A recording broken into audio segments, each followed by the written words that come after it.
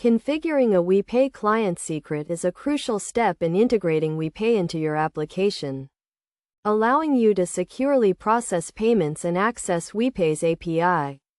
Here is a step-by-step guide to configuring your WePay client secret.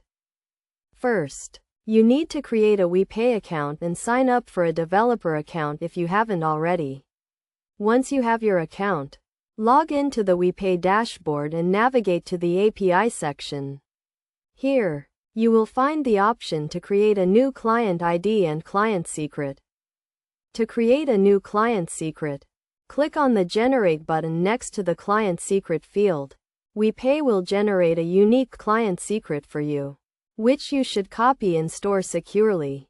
It is essential to keep your client secret confidential, as it grants access to your WePay account and payment information. Next, you will need to configure your WePay client secret in your application.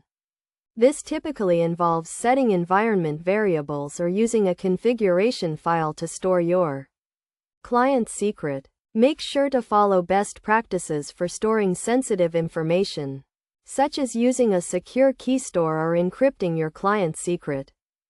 When using your client secret, you will need to authenticate with the WePay API using the OAuth 2.0 protocol. This involves sending a request to the WePay token endpoint with your client ID and client secret, and receiving an access token in response. You can then use this access token to make API requests to WePay. In addition to configuring your client secret, it is also important to handle errors and exceptions properly.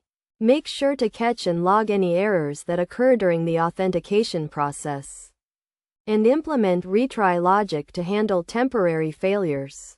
To test your WePay client secret configuration, you can use the WePay API sandbox environment. This allows you to test your integration without affecting live payments or data.